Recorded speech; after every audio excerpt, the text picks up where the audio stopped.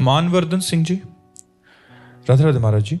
महाराज जी, आपने एक बार एक प्रश्न का उत्तर देते वक्त कहा था कि चेहरे की चमक और बाहरी तेज के चक्कर में मत पड़ो, आंतरिक तेज के चक्कर में पड़ो।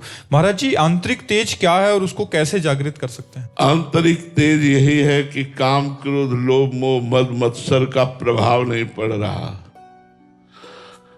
मानापमानास तुल्य तुल्य निंदात्म संस्तुति। मान और अपमान में, निंदा और स्तुति में समान भाव प्राप्त करके, चाहे जैसी परिस्थिति हो अपने प्रभु को नहीं भूल रहा है, चाहे जैसी परिस्थिति हो उस परिस्थिति का गुलाम नहीं बन रहा है, हर समय वो परम स्वतंत्र भगवान के चिंतन में लगा हुआ है। ऐसे महापुरुष को संत कहते हैं, ऐसे महापुरुष को तेजस्वी कहते हैं कि उनके तेज के आगे प्रतिकूलता, अनुकूलता, सुख दुख, लाभ हानि ये सब मिट्टी हो गए। काम, क्रोध, लोभ, मोह, मद, मत्सर इनका कोई प्रभाव नहीं रहा। वो महापुरुष निरंतर भगवान में स्थित माने जाते हैं। अब ये बात कैसे पता चले कि ये निरंतर भगवान में स्थित है? तो जिनके संग से हमारे दोषों का नाश होने लगे, जिनके संग से हमारे में भजन की वृद्धि होने लगे, जिनके संग से हमारा भाव शुद्ध होने लगे, जिनके संग से हमें प्रिया प्रीतम प्रभु अच्छे लगने लगे, जान लो वो संत है। चाहे वो पैंट शर्ट में हो, चाहे पैजामा कुर्ता पहने हो, चाहे कैसे भी वस्त्र पहने हो, वो भगवान का निज जन है।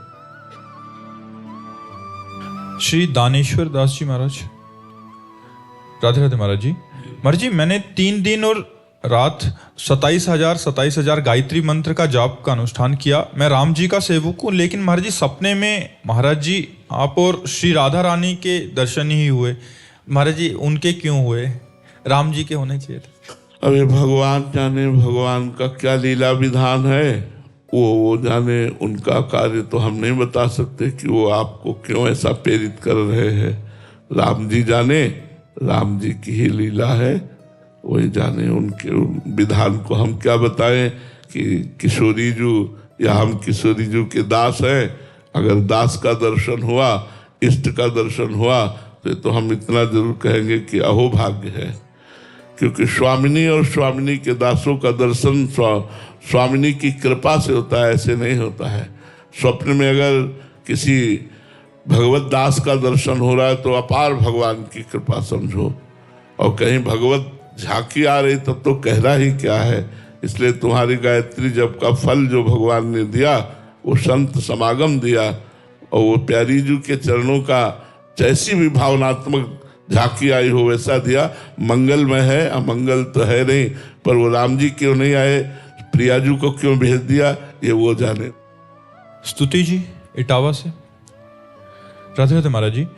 महाराज जी, हम भागवतिक माहौल में रहने का प्रयास कर रहे हैं, बट कपट, पाखंड, काम, क्रोध की प्रवृत्ति महाराज जी अंदर से मन छोड़ ही नहीं रहा। ऐसे में महाराज जी ऐसा लगता है कि धाम में भी रह रहे हैं, फिर कहीं गुरु अपराध या गुरु द्रोह ऐसा बन जाए। डरो मत, डरो मत, डरो मत। अस्पताल में और बढ़िया बढ़िया डॉक्टर, बढ़िया बढ़िया दवा है, डरने की जरूरत नहीं है। जैसे बड़े अस्पताल में पहुंच जाए तो डर नहीं रहता, एक से एक डॉक्टर रहते हैं, एक से एक दवा रहती है।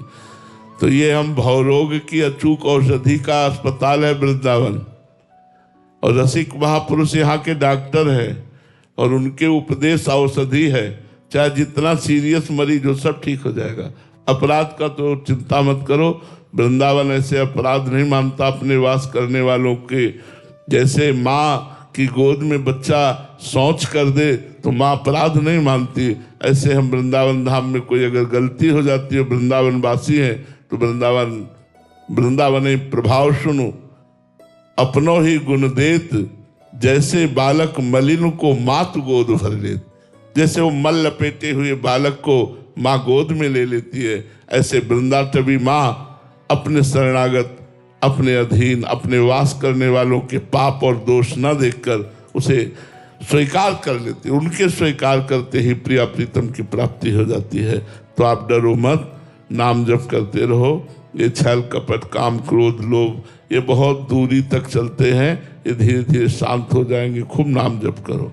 महाराज जी फिर भी बार बार फिर वही गलती दोहराए मन, तो फिर वृंदावन धाम कोई ऑपरेशन? हम क्या करें, हम तो ऐसे हो जाएंगे।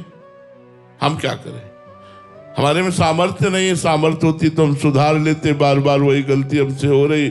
आप सामर्थ्यशाली हो, आपकी शरण में गलतियों से बचने के लिए तो भागकर आपकी शरण मिली। यदि यहाँ भी गलतियाँ हमारे हृदय को नहीं छोड़ रही तो आप जिम्मेवार हो, हम जिम्मेवार नहीं हैं। हम तो आपकी शरण में हैं। ऐसे हो जाना चाहिए।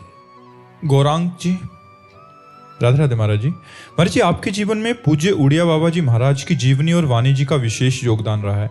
गुरुदेव क्षमा करना, पूज्य बाबा की जीवनी और उनकी लीलाओं को समझना अत्यंत कठिन है।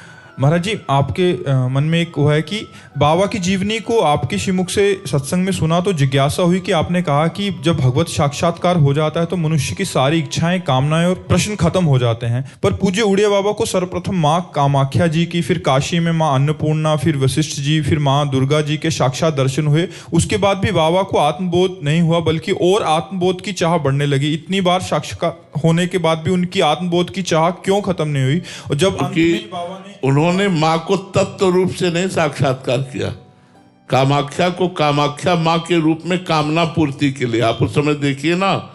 हाँ, तो आप उस चरित्र में जब आप देखिए कि उन्होंने कामाख्या जी की उपासना की कि जैसे सूर्य भगवान ने एक बटलोई दी थी युधिष्ठिर को कि जितनों को अन्न पवा सकें, जब तक द्रौपदी जी नहीं पालेंगी तब तक वो बटलोई का अन्न खत्म नहीं होगा।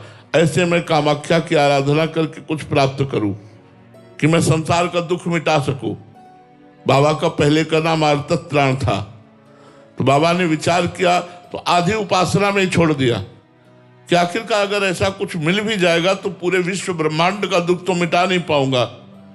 उत्तम जिज्ञासा होने के कारण उससे भी विरति हुई। कई अनुष्ठान लिए लेकिन उन सबसे विरति हुई। फिर संन्यास ले लिया। संन्यास लेकर तत्व साक्षात्कार में लगे। जब तत्व साक्षात्कार हो गया तब सारी कामनाएं शांत हो गई। फिर इसके बाद कोई अनुष्ठान किया है क्या बाबा ने? 18-18 घंटा अपने स्वरूप में बैठे रहते थे। तो कामाख्या जी को तत्व रूप से साक्षात्कार नहीं किया, सकाम उपासना की। तो सकाम उपासना से किसी देवी देवता का दर्शन हो जाना भगवत साक्षात्कार नहीं कहते। तत्व स्वरूप से उनको दान करके साक्षात्कार करना। जैसे श्री रामकृष्ण परमहंस जी ने काली माता को तत्व रूप से साक्षात्कार किया कि परम तत्व है, यही कृष्ण है, यही राम है, यही सब कुछ है। तो बोलो फिर और कोई उपासना की क्या? पूर्ण हो गए ना। जैसे उड़िया बाबा है वैसे रामकृष्ण परमहंस, कोई कमी थोड़ी थी। बात समझ में आ रही ना? हाँ, तत्व रूप से जिसकी भी आराधना करें तत्व रूप से करें, और तत्व रूप से जब उसका साक्षात्कार होगा तब वो पूर्ण हो जाएगा। जी। सुभाष मल्होत्रा जी, रोहतक से। राधे राधे महाराज जी। महाराज जी आपके मुख से कई बार सुना है, जोई जोई प्यारो करे सोई मोहि भावे। महाराज जी हमारे जीवन में ऐसी स्थिति कब आएगी और कैसे आएगी?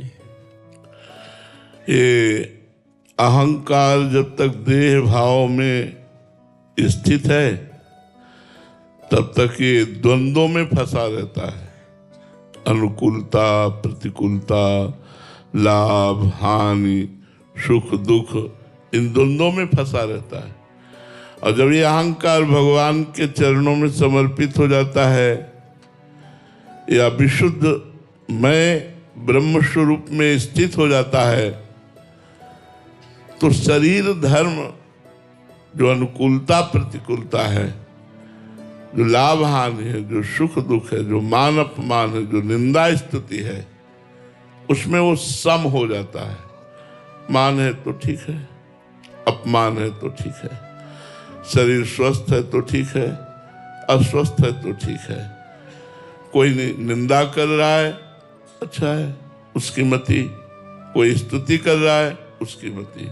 वो इन सबसे परे हो जाता है जिसका अहंकार या तो ज्ञान में समाहित होकर मैं स्वरूप ब्रह्म स्वरूप हो जाता है या भगवान के चरणों में समर्पित हो जाता है। जब तक ये अहंकार नहीं नष्ट होगा तब तक ये बात समझ में नहीं आएगी कि जोई जोई प्यारो करे सोई मोहि भावे। ऐसा नहीं कि सह रहे कि आप भगवान हो, अब जो करोगे तो मुझे सहना ही पड़ेगा। ऐसा नहीं कह रहे। मोहि भावे, मुझे अच्छा लगता है। जो जो प्यारे मेरे विधान कर रहे हैं मुझे अच्छा लगता है। ये तभी होगा जब प्यारे के चरणों में अहंकार समर्पित हो जाएगा। और इसका साधन है भगवत प्रेमी महात्माओं का संग और खूब नाम जप और पवित्र शास्त्रों का स्वाध्याय, पवित्र ग्रंथों का स्वाध्याय। अगर ये 3 साधन हमारे जीवन में आ जाए कि जो निरंतर भगवान में स्थित रहते हैं, से महात्माओं का संग, निरंतर भगवान के नाम का जप और हमारे जो इतिहास पुराण शास्त्र है इनका स्वाध्याय, तो निश्चित निश्चित ये मलिन अज्ञान जनित देहाभिमान ये नष्ट हो जाएगा। और जहां देहाभिमान नष्ट हुआ कि विशुद्ध ज्ञान प्रकट हो जाता है। ज्ञान प्रकट हो जाने पर ही समता आती है और समता में ही शत्रु मित्र सम जानी, मान मान अपमान सम, दुख सुख लाभ न हानि।